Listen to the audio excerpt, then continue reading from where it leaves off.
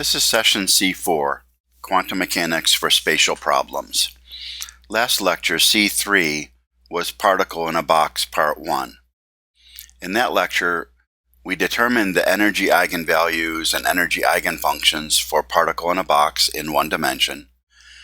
Now we will look at quantum mechanics rules for energies and wave functions for spatial problems generally. In the next lecture, we will get back to Particle in a Box, Part 2. Let's take a one-lecture break from Particle in a Box to learn some rules for wave functions and energies generally for spatial problems, even though we will only do the particle in a box problem. I will also cover probability density, measurement, and uncertainty in this lecture, which we need to continue with particle in a box. The first half of this video extends the material we covered in the last lecture for particle in a box. If you find the first half of this video to be too general, too confusing, or too much, or maybe too repetitive, please move down to the second half. The second half of this lecture introduces new material on probability, measurement, expectation value, and uncertainty, which we'll need for Particle in a Box Part 2 in the next lecture, C5. There's a lot of material in this lecture. You cannot memorize all of this, nor should you. My objective is only that you see this material once, so you see the scope of using the Schrödinger equation. Try to follow the material. Does each case seem right to you? Do you see how you might use this material? When we need some material for the next lecture, I'll give you that material again. If you find my material imprecise or possibly wrong, or you want to know more or proceed in a more careful manner, you're probably ready for the MIT course 804X, which I recommend. I believe the material in this lecture is true, but I'm not getting this from a book, and I could be failing to remember some case. So use this as an introduction, a guide, a motivation, until you take a better course, such as MIT's 804X. For clarity and simplicity, let's restrict ourselves to a spatial problem, not a spin problem, a single particle, zero or negligible magnetic field, so we can use the normal momentum operator and kinetic energy operator. We'll ignore relativistic corrections.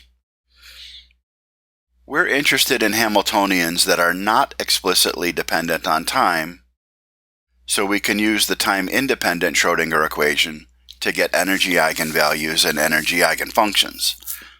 Some rules may apply also for time-dependent Hamiltonians, and I will try to point that out when it occurs to me, but I may have missed some cases of telling you that. Hamiltonians will always be Hermitian operators. I haven't explained what that is. Don't worry about it. I'm only telling you this in case you go further and take a course like 804X. I will always present the material for one dimension, but only sometimes will I also present the 3D version. There always is a 3D version, but we're not going to cover it all. It's always more complicated. And of course we'll cover it, but we will only cover it selectively. This lecture includes the following sections: potential energy function, which we need for the Hamiltonian, energy eigenstates and eigenvalues, wave functions, probability, inner product, orthogonality and orthonormality, observables and measurement, expectation value and measurement, uncertainty, and Heisenberg's uncertainty principle. This is a possible time to take a break. Potential energy function. Potential energies V of position, x, y, z, and possibly time, are real valued functions of position and sometimes of time that may be continuous functions of position, may be stepwise continuous functions of position with finite state steps in energy, may have one or more region of positive infinite potential energy. A particle is never present in these regions and cannot cross these regions. These are completely forbidden regions, which is different than classically forbidden regions, where particles actually can exist quantum mechanically. The boundaries of these regions are called hard walls. If you object to the infinite values of the potential as being unphysical or unmathematical, consider them to be arbitrarily high finite positive values. The potential energy may have one or more locations where the potential energy tends to plus infinity repulsion or minus infinity attraction. For the hydrogen atom, the potential energy tends to minus infinity, very strong attraction, as the electron approaches the nucleus. The potential energy may have one or more locations where the potential energy is an impulse function, a Dirac delta function, with a known area integral for the impulse. The impulse can be attractive or repulsive. We won't be covering impulse functions, but they will be covered in a book or a course. For non-relativistic quantum mechanics, which is all we're dealing with, we may always choose the zero of potential energy arbitrarily for convenience in any given problem. And we can choose it differently for different problems. Energy eigenvalues will be relative to this zero energy level for that problem. We are interested in potentials that are not explicitly dependent on time, so we can use the time-independent Schrödinger equation to get energy eigenvalues and energy eigenfunctions. However, as I said earlier, some results will also be true for potential energies that are time-dependent, and I will try to point that out correctly. A specific problem has a specific potential energy function, and so a specific Hamiltonian, and its resulting energy eigenstates, energy eigenvalues, and eigenfunctions, energy eigenfunctions. This is a possible time to take a break. Energy eigenstates and eigenvalues. An energy eigenstate may be bound in space or unbound. We've seen both. A free particle was unbound. Particle in a box was bound. Unbound states' energies are continuous over some energy range, not discrete, not quantized. Bound states' energies are discrete and quantized. A given problem might have bound states or not, and might have unbound states or not. It can have both. If a given problem has any bound states, it might have a finite number of bound states, like one bound state or four bound states, or a countable or denumerable infinity of bound states, an infinity that we can count using some integer index. And we've seen that in particle in a box. A countable infinity of bound states could have their energy eigenvalues within a fixed energy range, as for the hydrogen atom, or within an open range for some finite energy value extending to plus infinite energy, as we saw in particle in a box, and we saw briefly for a simple harmonic oscillator. There's always a lowest, least positive, most negative bound energy eigenvalue, which we call the bound ground state, or we just call it the ground state. We always know, if we talk ground state, we always know that we're talking about a bound problem. Energy eigenvalues must be finite. The lowest value of energy eigenvalue for a given problem cannot be lower, less positive, more negative than the lowest value of potential energy for all space. the lowest value of energy eigenvalue cannot be equal to the lowest value of potential energy for all space, except for certain cases of unbound particles, for example, a free particle with zero momentum, zero kinetic energy. There are exceptions to some of the general rules for wave functions, etc., which makes it difficult to explain and to learn. Don't try to memorize or even understand every exception. Try to see the general landscape for the Schrödinger equation and eigenvalues and eigenfunctions.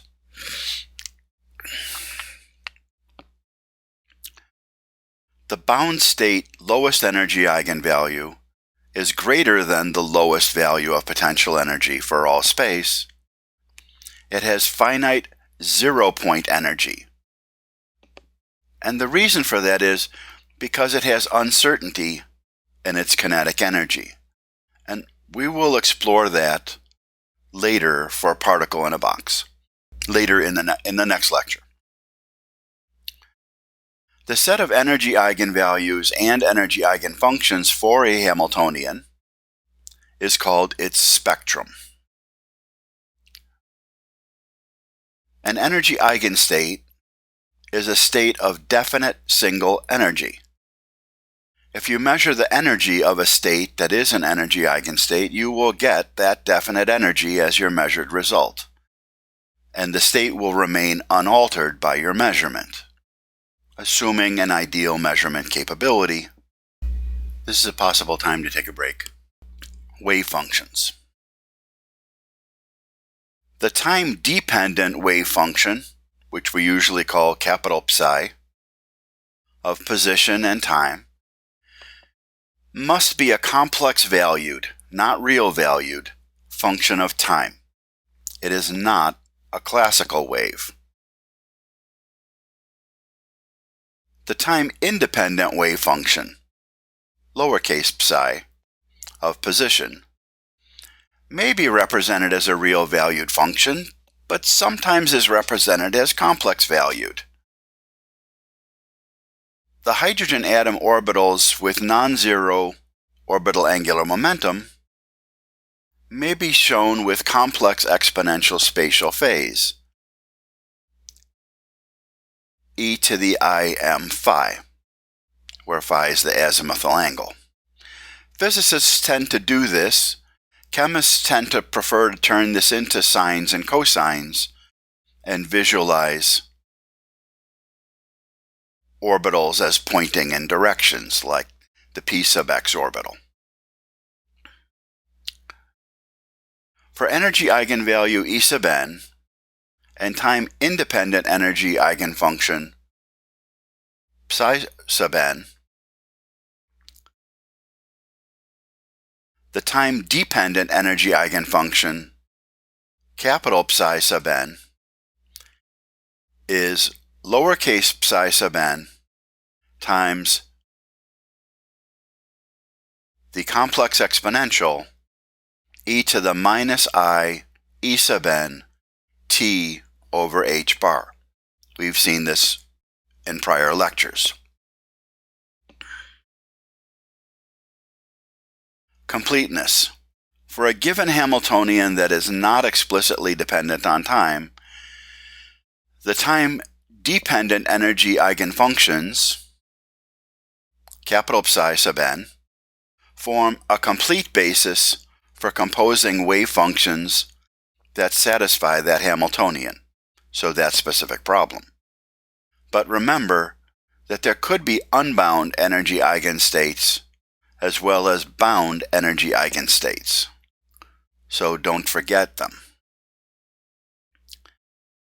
The time-independent energy eigenfunctions, lowercase psi sub n, form a complete basis for composing wave functions at time t equals 0 that satisfy the Hamiltonian.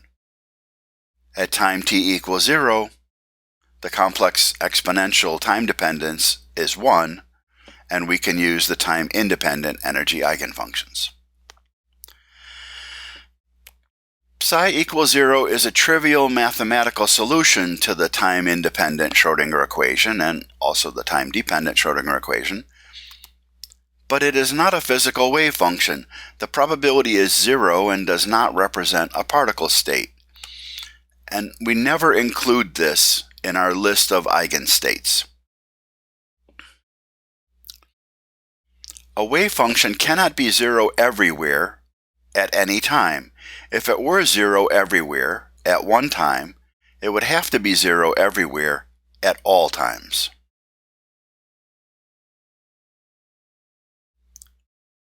Wave functions have finite values at every point in space and at every time, except for one special case of an impulse function of position, a Dirac delta function that we're not going to deal with, but a course or a book will deal with. In an open region, so not a point, where the potential energy is plus infinity everywhere in that region, the wave function must be 0 everywhere in that region, and its first derivative it must also be 0 in that region. An impulse function is a different case. It occurs at a point in space, not across a region of space. Wave functions, lowercase psi and uppercase psi, must be continuous functions of the spatial coordinates, even at hard walls and even at potential energy impulse functions. There cannot be spatial discontinuities in wave functions. The time-independent wave function, psi, and its first spatial derivative, partial psi with respect to x, cannot both be 0 at the same point, except for the completely forbidden region beyond a hard wall. The time-independent Schrödinger equation is second order in the spatial derivative, with the second derivative proportional to the wave function. If the wave function and its spatial first derivative were both 0 at a point where the potential energy was finite, then the second derivative would be 0 and the third derivative would be 0, and the wave function would have to be 0 in a region surrounding that point.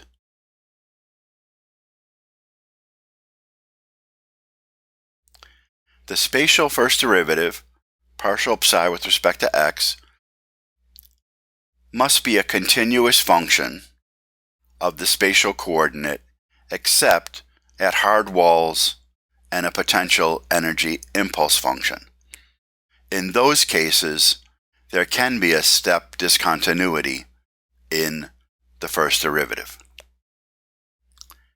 At a potential energy impulse function, the magnitude or area of the impulse determines the step discontinuity in the spatial first derivative. At a hard wall, the discontinuity can be any value, whatever it needs to solve the problem. A node is a location. It could be a point, a curve, or a surface where the wave function crosses from positive to negative or negative to positive. Hard walls are not called nodes. A bound state ground state wave function has no node. Bound state excited state, i.e. not ground state, wave functions have one or more nodes. In going up in energy from one bound state energy eigenstate to the next adjacent eigenstate with higher energy, the wave function gets one additional node. Adding the node reduces the distance between zero crossings. This increases the kinetic energy of the state, increasing the particle energy. For a one-dimensional bound state, if the potential energy function is symmetric around some point x sub 0, then the energy eigenfunctions will be either odd or even functions of x minus x0. So they will either be symmetric around that point or antisymmetric around that point. If the potential energy is finite, the time-independent wave function, psi, curves toward the psi equals 0 axis in regions where the energy is greater than the potential at that point. And we've seen that for the sine waves for particle in a box. And the wave function curves away from the psi equals 0 axis in regions where the energy is less than the potential at that point, called a classically forbidden region. We saw that for the tail regions of the finite square well in the last lecture. This curvature is due to the time-independent Schrödinger equation. It's due to the second derivative of psi with respect to x squared. Wave functions have dimensions of length to the minus 1/2 for one dimension and length to the minus 3/2 for 3 dimensions, as we'll see in the next section. This is a possible time to take a break. Probability for bound states. Wave functions lowercase psi and uppercase psi are probability amplitudes, but not directly probabilities. Wave function values are not directly measurable. They could be complex, and a measurement is only ever a real measurement. For a spatial problem in one dimension, where the particle is in a bound state, the probability density Rho is defined as follows. Now, Rho is a function of position, and it could be a function of time. We'll see more about that later. It is the complex conjugate of psi times psi divided by the integral over all space of the complex conjugate of psi times psi. Now, the complex conjugate of psi times psi is the same as the magnitude of psi squared, so we can also write the equation as magnitude of psi squared divided by the integral over all space of the magnitude of psi squared. And in 3 dimensions, we would do that integral over all space 3 dimensions. Total probability, the integral of probability density over all space, has no dimensions. We can use this to determine the dimensions that the probability density has to have.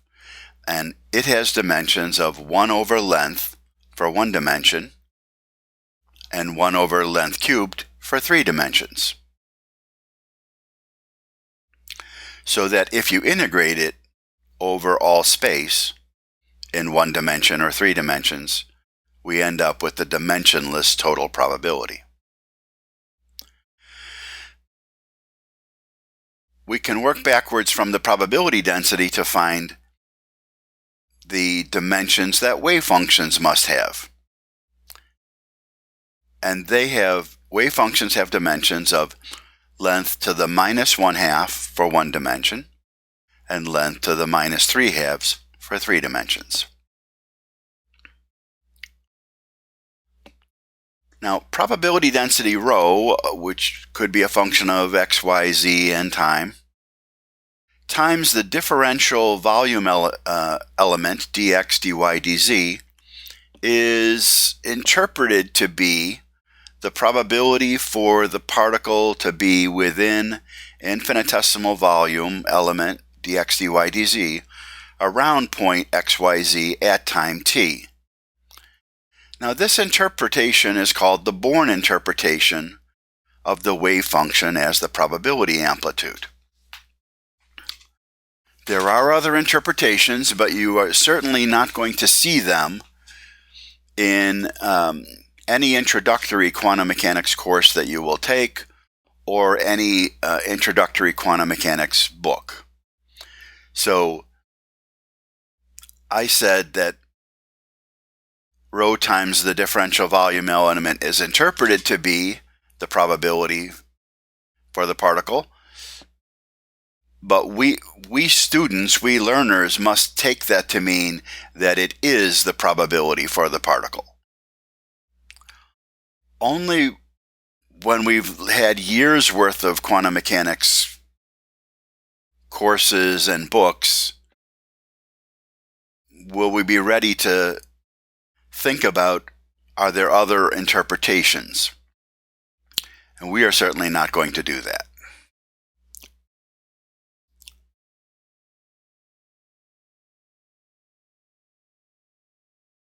So the wave function is the probability amplitude, and we know how to get the probability density from it.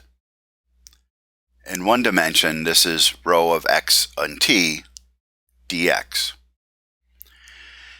In 3 dimensions, I showed you the formula in Cartesian coordinates, but for central potentials that depend only on radial distance, the probability density can alternatively be expressed in spherical coordinates, in which case probability density rho of radial distance r, angle theta, angle phi of t times volume, differential volume element r squared sine theta dr d theta d phi is the probability for the particle to be within the infinitesimal volume element r squared sine theta dr d theta d phi around point r theta phi at time t. Now we're not going to use this in this series of lectures, but I have a warning to give you. Beware, there also is a radial probability density, which is different than the probability density, and there is potential for confusion, especially for the hydrogen atom, and I have seen even physics students be confused, so beware when you get that far, which will not be in this course. For an energy eigenstate, the probability density is independent of time. And we can replace the time-dependent capital psi with time-independent lowercase psi because the complex exponential phases cancel.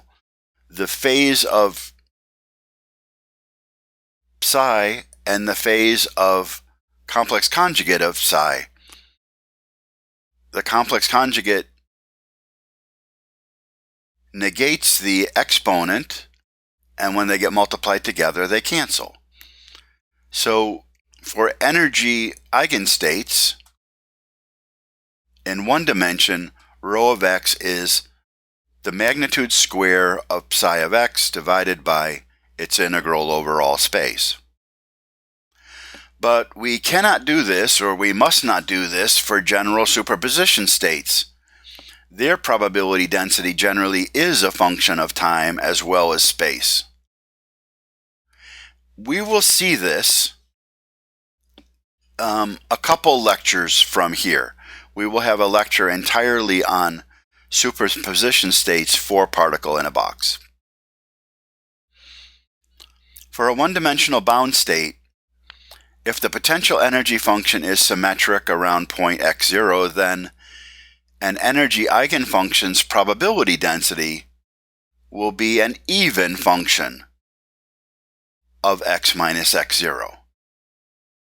Because the wave function was always an even or odd function, and when we take its magnitude squared, we end up with an even function. This is a possible time to take a break. We say that the bound state wave function is normalized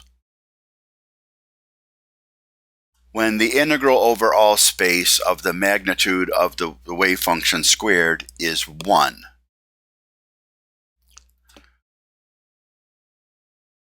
Bound state wave functions can be normalized. They are normalizable.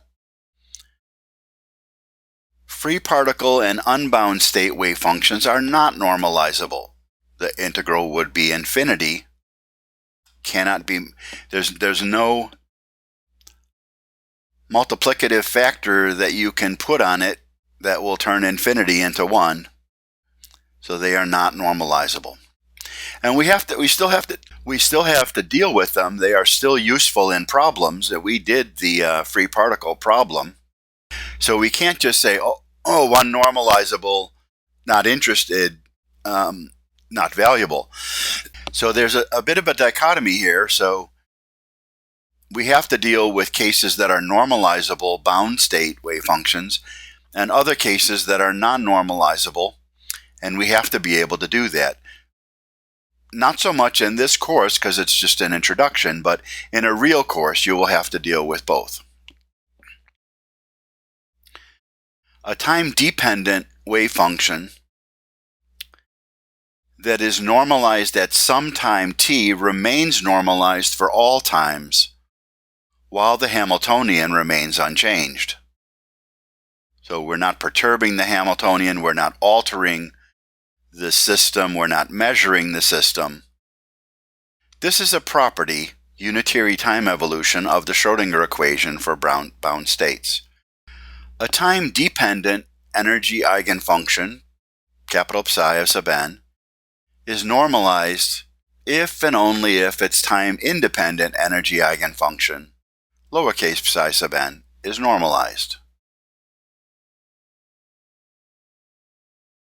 When the wave function is normalized, the integral in the denominator of the probability density is 1, and we need not write it. So we write that the probability density rho of x and t is the magnitude of psi squared when we know that psi is normalized. For an energy eigenstate, probability density rho of x is the magnitude of lowercase psi squared when we know that it is normalized. And we have to know this because there's nothing in the symbol to tell us that, so we have to remember when we're dealing with a problem where we have already normalized it or not. And generally, when dealing with bound states, we will normalize eigenstates and states. This is a possible time to take a break. We define the probability current, or probability flux, as uppercase J of x and t in one dimension. We define that as h bar over m times the imaginary part of complex conjugate of uppercase psi times the partial derivative with respect to x of capital psi. That looks daunting, but it will lead to some useful rules.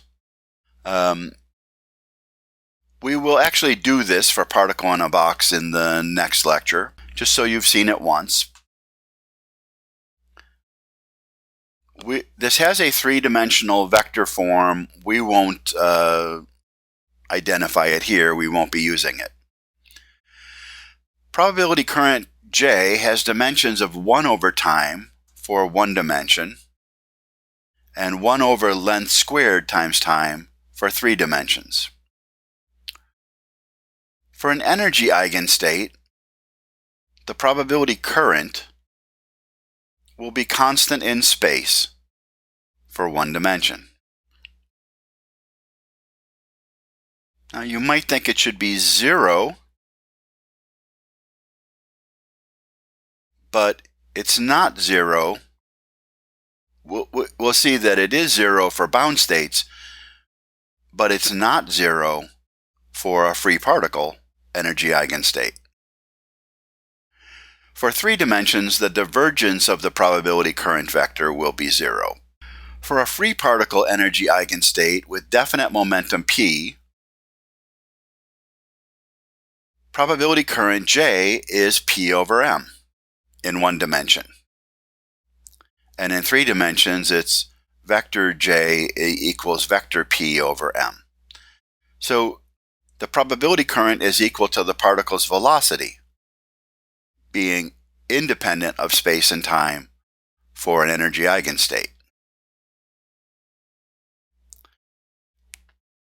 If a time-independent energy eigenfunction of a bound state energy eigenstate is real valued,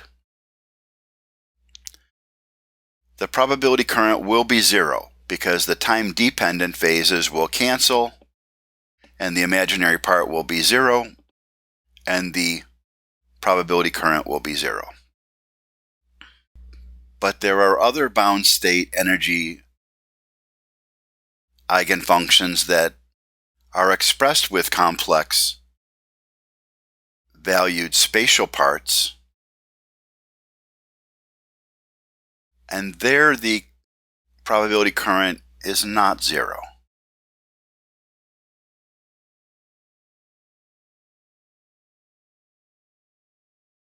If a time-independent energy eigenfunction of a bound state energy eigenstate is complex valued, as is sometimes used for the hydrogen atom, the probability current could be non-zero while the probability density is unchanging in time. The physicist version, different than the chemist version, of the time-independent energy eigenfunctions, orbitals, for the hydrogen atom, uses complex exponentials for the azimuthal angle dependence, e to the im phi, whereas chemists use real valued p sub x and p sub y orbitals, and d and f orbitals. For the physicist version, this gives non-zero circular probability current around the z-axis, and its divergence will be zero. It must be zero. But the probability current is not zero there. This is a possible time to take a break. The following continuity equation, or probability current conservation equation in 1 dimension, is always true for 1-dimensional problems. If we have the probability density rho and the probability current J, the partial derivative of rho with respect to time plus the partial derivative of current J with respect to position, that sum is zero everywhere for all time. There is a 3-dimensional vector form. We won't introduce it. Now, each of these terms will individually be zero for bound state energy eigenstates.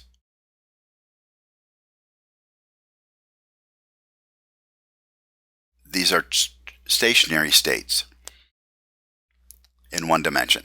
But the terms will not generally be individually zero for general superposition states. The sum of the 2 terms will be zero for superposition states, but the individual terms will not be zero generally for superposition states. This is a possible time to take a break. Inner product, orthogonality, and orthonormality. We define the inner product for 1-dimensional wave functions. Here I'm not going to call them psi. I need to distinguish 2 of them, so I'm going to call one of them u and the other one v. So wave functions u of x and t and v of x and t. The inner product of u and v, where u is first, we show in this, we're going to show in this lecture in this symbol, this notation. Left angle bracket u, vertical bar or pipe, v, right angle bracket. We're going to use that notation for an inner product of u and v, and that's going to mean the integral over all space of complex conjugate of u times v, and in one dimension we integrate that with respect to x. This integral will be a number, and in general it'll be a complex number. For 3 dimensions we would integrate over all space. This notation is called Dirac's bracket notation, bracket being bracket without the c, because we use angle brackets.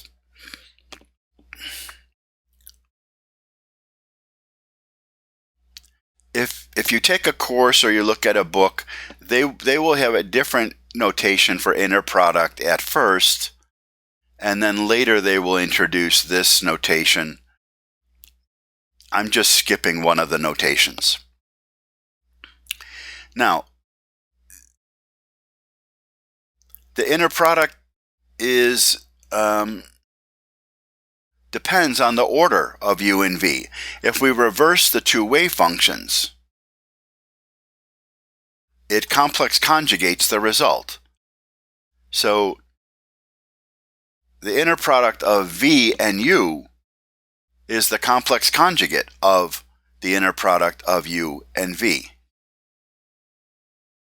Now sometimes the inner product might be real, in which case the order doesn't matter, but in general the inner product is a complex number, and so we can't arbitrarily flip the order.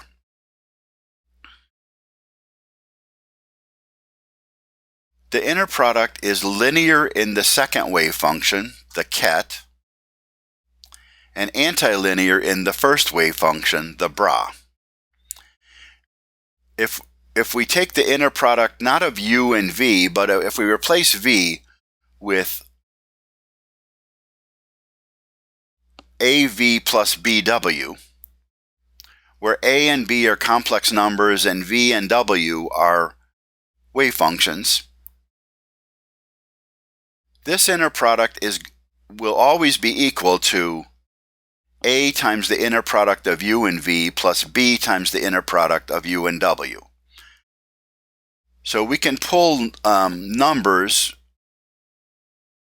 complex numbers or real numbers, we can pull them out of the second term, the ket, but when they're present in the first term, the bra, the inner product of AV plus BW with U, when we pull out the A, it has to become complex conjugated. So we get A conjugate of V, of inner product of V with U, plus B conjugate of W, inner product of W and U. That's complex. That's complicated. I don't expect you to memorize that. We'll use that in a couple lectures, but I will do the right thing and not expect you to have memorized that. Now that we have this inner product notation, we can express that the wave function psi is normalized by the inner product of psi with psi equals 1, because that is this integral, and that's the same integral that we used to define normalized earlier. So we now have a second shorter way of saying, so we could say that psi is normalized just by writing this, that the inner product of psi with itself is 1. The inner product is 1. Therefore, it is normalized. So we don't have to write out the integral as much now. This is a possible time to take a break. Wave functions u and v are called orthogonal if and only if their inner product is 0. So this integral, u complex conjugate v, if that turns out to be 0, then u and v are called orthogonal. And we need that, and we use that all the time. You might see it said that u and v have 0 overlap. That's just a rephrasing of orthogonal. And I think that's a confusing rephrasing, because it doesn't mean that wherever one is non-zero, the other is 0. It doesn't mean that at all. It just means that this integral is 0. So, but you will see that in books. It means orthogonal. Now, two energy eigenfunctions, psi sub n and psi sub m, with different indices. When they have different energy eigenvalues, E sub n not equal E sub m, when that's true, those two wave functions will be orthogonal. Their inner product will be 0. This is a property of the Schrödinger equation which we will not prove.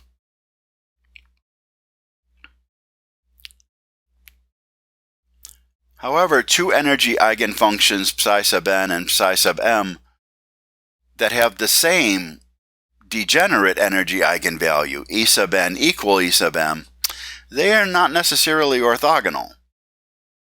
However, it's always possible to find a set of independent eigenfunctions for that energy eigenvalue that are orthogonal, and we always choose to do this. We will not prove this. A book or a course will show you how to find these. We're not going to do that. The set of independent eigenfunctions for a degenerate energy eigenvalue is not unique either, but you can always find them.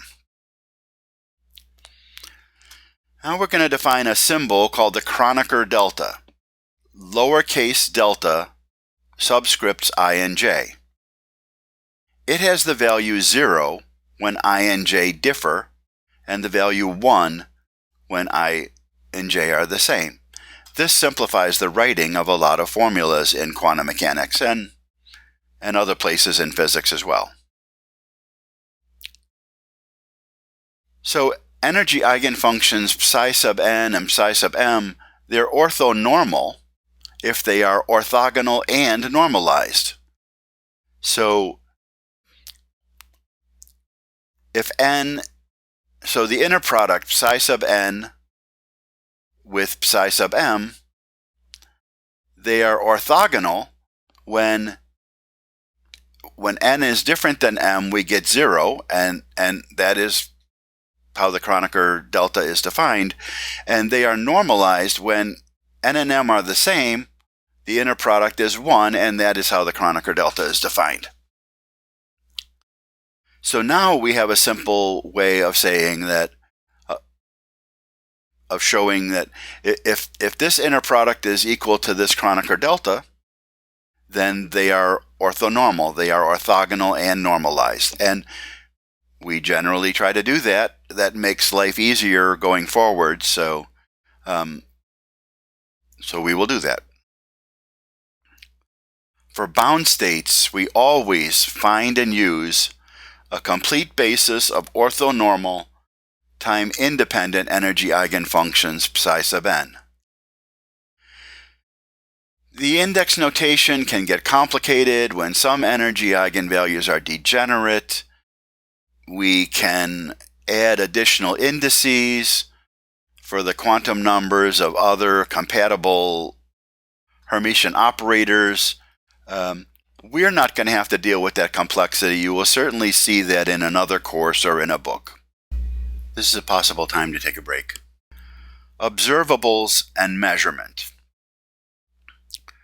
Quantities that can be measured, at least in principle, in quantum mechanics are called observables. Observables are always Hermitian operators. Again, I'm not going to explain what Hermitian means. I'm just going to never deceive you. Hermitian operators such as the Hamiltonian H when we want to measure energy, X when we want to measure X position, and momentum operator P equal H bar over I partial derivative with respect to X, that's the momentum operator P, to measure momentum in the X direction. Those three are Hermitian operators. Quantum mechanics also uses some non-Hermitian operators which are not observables, but we won't be covering that. Measurements of an observable, a Hermitian operator, always give a real valued result. Observable operators have eigenstates, eigenfunctions, and eigenvalues. So if the observable operator is called uppercase O, then we will have an eigenvalue equation, uppercase O operating on psi equals lowercase o times psi. Now, here, when this is satisfied, lowercase o will be a real valued eigenvalue of operator O, and psi will be an eigenfunction of operator O. Now, up until this point, we've only ever used eigenvalue to mean energy eigenvalue, and we've only ever used eigenfunction to mean energy eigenfunction. But they have broader applicability, and we can have other observable operators beside the Hamiltonian. When this equation is satisfied, the eigenvalues will be real valued. Now, depending on the operator, the eigenfunctions of that operator might or might not simultaneously be energy eigenfunctions. We can have both cases. So an eigenfunction of some observable, for example position x, might not be an energy eigenfunction, and for position x it will not be. So we should always write energy eigenfunction when we mean an eigenfunction of the Hamiltonian, and I've tried to do that consistently in all prior lectures. So if you've been sick and tired of me saying energy eigenfunction, why don't I just say eigenfunction? Now you know the reason. There are eigenfunctions that are not energy eigenfunctions, so we have to know that.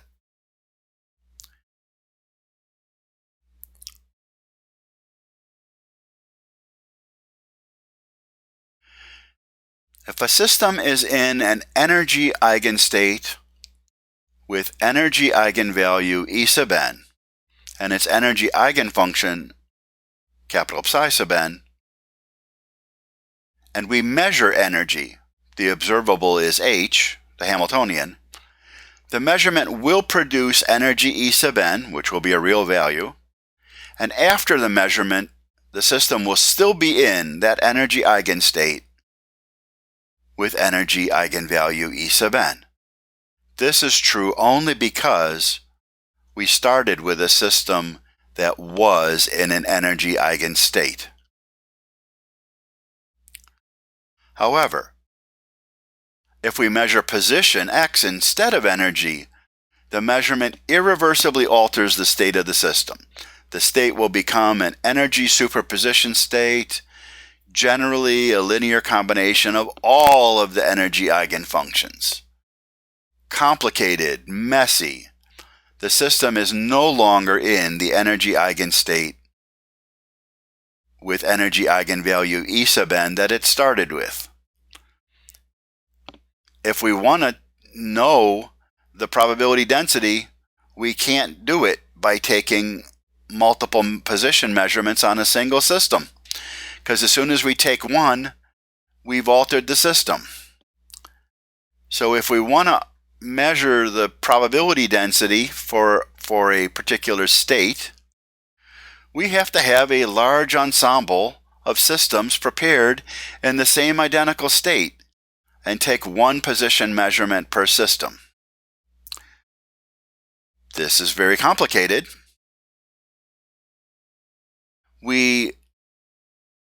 Nevertheless, we look at the probability density as something that we could determine in principle, and we know that how it relates back to the state, and we'll tend to think of it as a single state. But you have to understand that when you do a measurement, most measurements irreversibly alter the state of a system. Now suppose we measure momentum p instead of energy.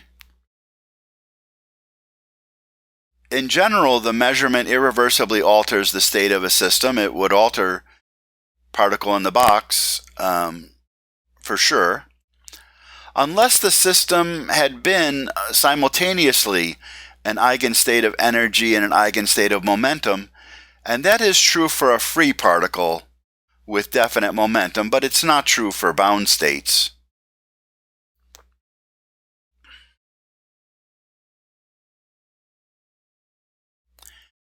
If a system is in a superposition state of certain energy eigenstates, let's say that it's in a superposition of 3 energy eigenfunctions with energy eigenvalues E sub 1, E sub 3, and E sub 7.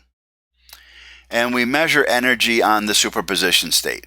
The measurement will produce one of those 3 values, one of those energy eigenvalues.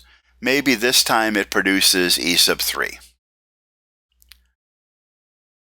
The probability of obtaining a given energy eigenvalue is dictated by the coefficient of that energy eigenfunction in the superposition state, and we're going to see this concretely for particle in a box in lecture C6.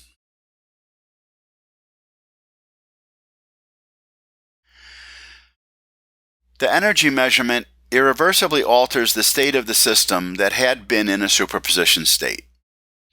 After the measurement, the system will be in an energy eigenstate with the measured energy. The result that we got, energy E3, in this example, we would be in eigenstate for E3, psi sub 3. The measurement causes the superposition state to collapse to the eigenfunction of the measurement.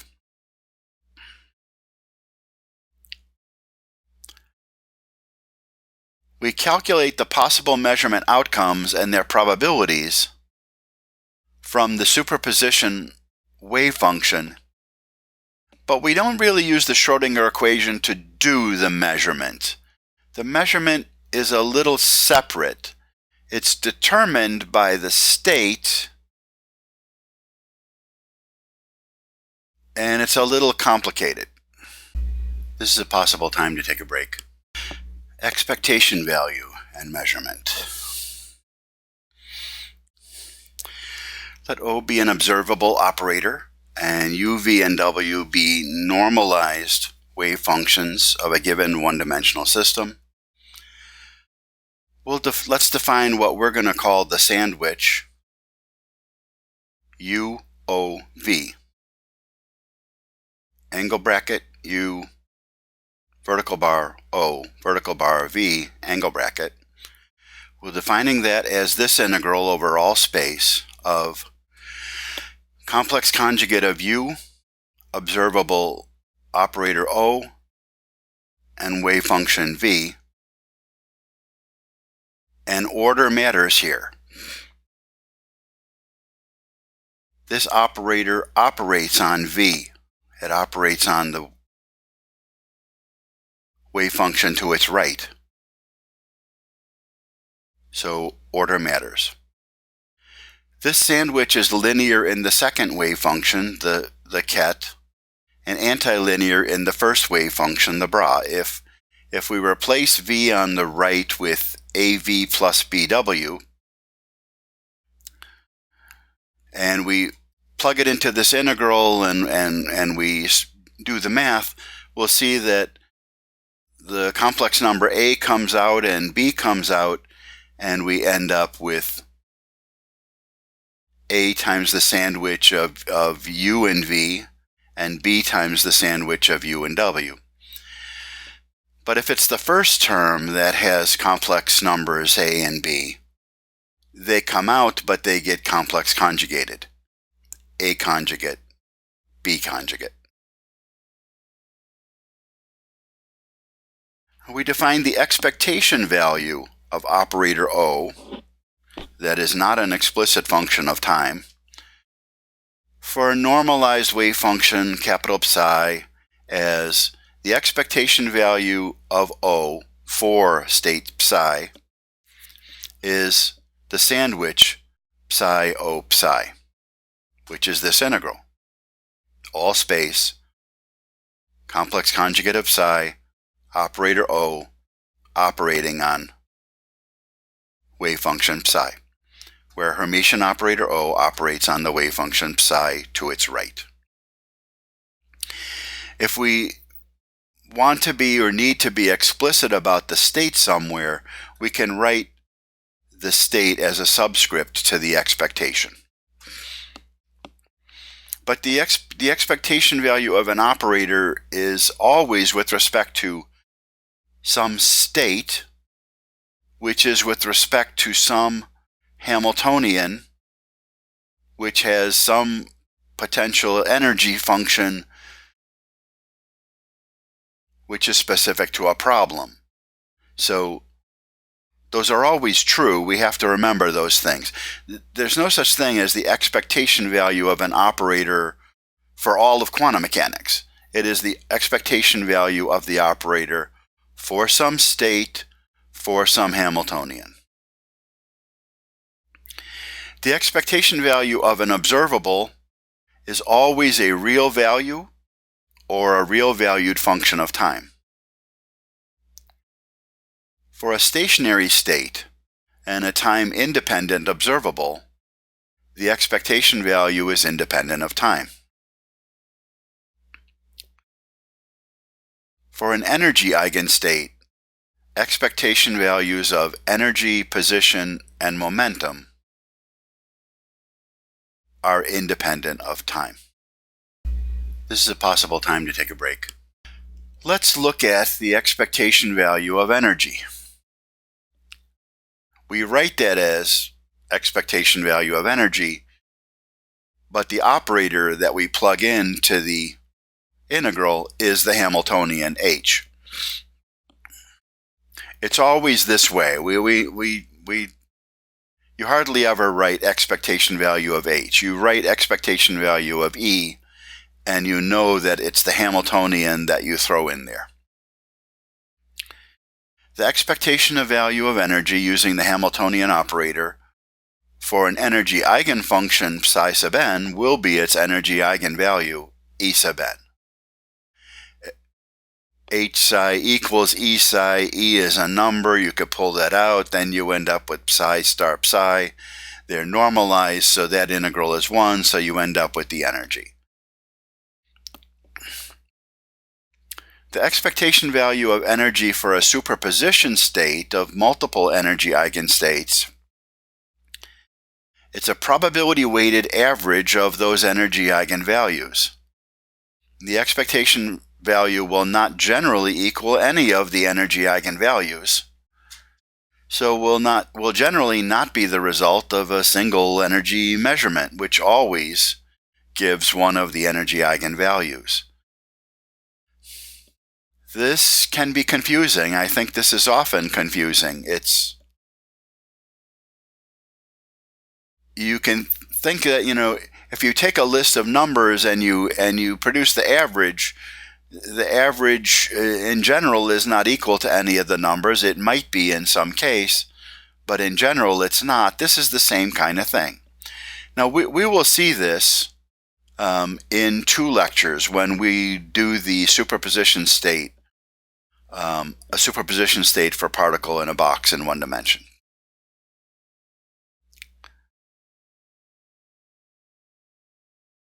If we have a superposition state and we want to experimentally determine its expectation value of energy, we would have to take multiple energy measurements to get a sense of the expected value of energy, but we can't do that on a single system, because as soon as you take the first measurement of energy, you are now and forever in that energy eigenstate, so you've lost all the information about the earlier superposition state. So we would have to have a large ensemble of systems prepared in the same identical state and take 1 energy measurement per system and then average them all together to get the expectation value of energy. Now let's look at the expectation value of position in 1 dimension. We write it as expectation value of x, and it is this integral where the operator is x. We say that x operates on psi that follows it, but in this case, since it's an integral with respect to position x, the operator doesn't do anything other than multiply by the position x. The operator doesn't do anything special. It's not a derivative or anything in this case. The expectation value of position, it need not be a location where the probability density is maximum. And the probability density at that point could even be 0, even though that's the expectation value. And we will see that in the next lecture for particle in a box.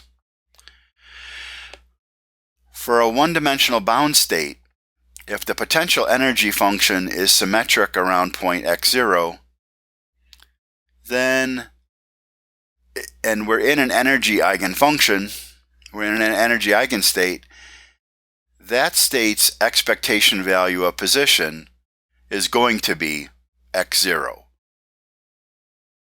the symmetry point for the potential energy function. This does not mean that a measurement of position would produce a value of x0,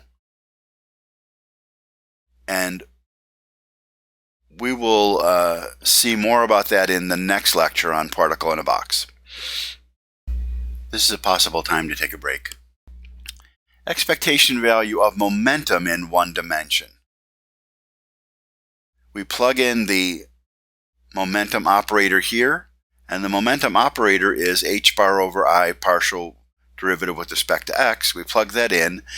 Now we can see that this operator clearly operates on the wave function to its right, and we can't move that around. That would be changing, that would be no longer equal the definition, and it would change the integral. For a 1-dimensional bound state, an energy eigenfunction's expectation value of momentum will be 0. This does not mean that a measurement of momentum would produce a 0 value. It means that positive and negative values of momentum have equal probability. Now, in 2- and 3-dimensional problems, we can also take the expectation value of radial distance r. We will generally do that for problems with central potentials. I mean, we're not going to do that in this introductory course, but I want to introduce it to you because there's a warning I want to give you. So in this case, we'll use spherical coordinates. The expectation value of r is an integral over all space, but the coordinates here will be r, theta, and phi, and r will range from 0 to infinity, theta will range from 0 to pi, and phi will range from 0 to 2 pi.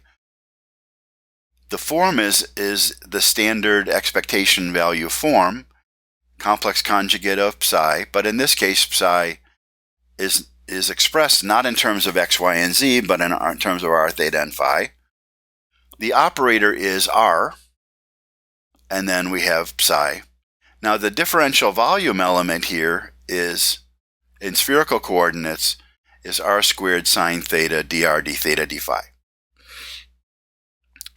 The expectation value of radial distance need not be a distance where the probability density in Cartesian coordinates or spherical coordinates is maximum. This integral cannot be 0,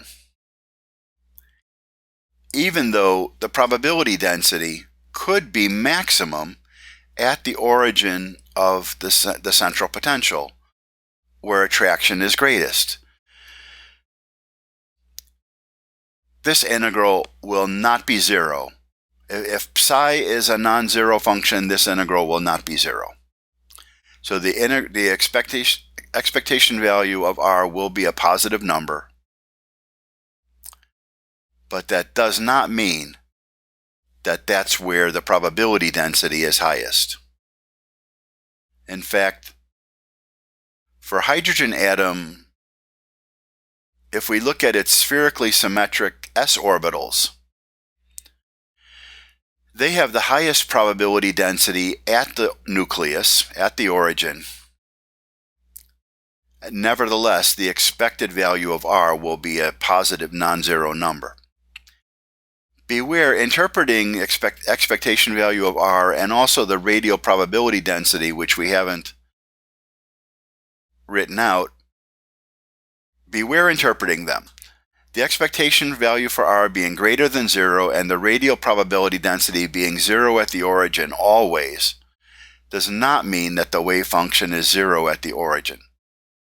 It may be 0 or it may not be 0, and it might even be maximum at the origin. So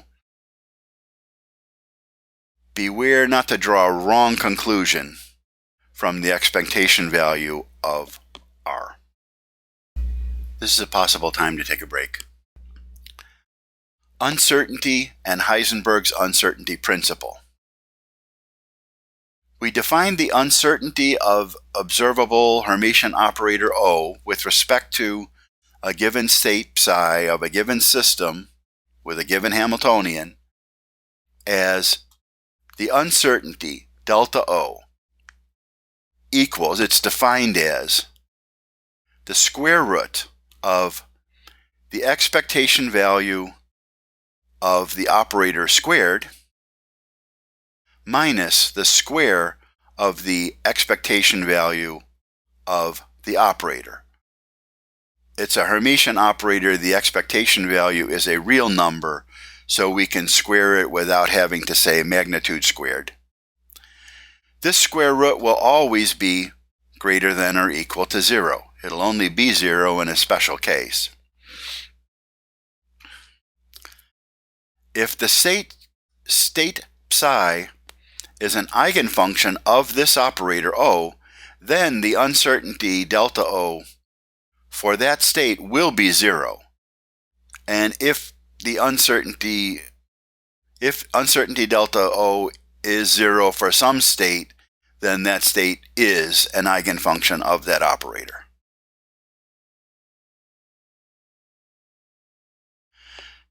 So if the state is an energy eigenfunction and we want to know the uncertainty in energy, and we plug in the Hamiltonian, we would get 0 uncertainty for an energy eigenfunction of the operator H Hamiltonian.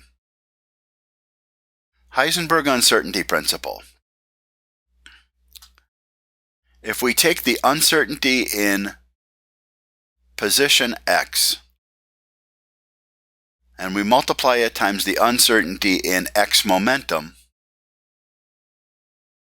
that will always be greater than or equal to h bar over 2 for any measurement of x or momentum p sub x in the same direction, same axis, for any state in any system. That will always be true cannot be violated. Well, how does this show up in the Schrodinger equation? There's nothing like this in the Schrodinger equation. And here we're saying it's always true for any state. Well, any state of the Schrodinger equation. How does this come about? It's complicated, it's not obvious, it's beyond us, it will be covered in a course, but it comes about because for any state and any system, it turns out that if you take the position x and multiply it times the result of using the momentum operator on a wave function, any wave function, and you subtract the result of taking the momentum operator operating on the product of x and that wave function, you don't get 0. You always get I h bar psi. For any state, for any system, you get that. Where the momentum operator in the x direction is h bar over I partial with respect to x. If you plug this in there and you do the math, you will see that this is true. Well, we're not going to do that. We say that Hermitian operators x and momentum operator p sub x do not commute. Their order matters and must be preserved in any equation we write in quantum mechanics. This operator relationship, along with the Schrodinger equation, gives Heisenberg's uncertainty principle. You might also see this relationship written that the commutator, square brackets, of operator x with momentum operator p sub x, that commutator, which is defined as x p sub x minus p sub xx, that always equals IH bar.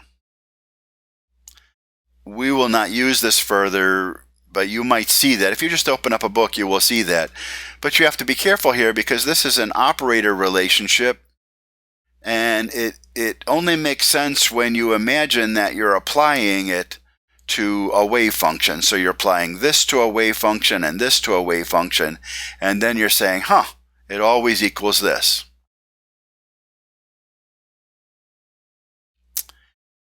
Angular momentum. The quantum mechanics of orbital angular momentum of 2- and 3-dimensional spatial systems.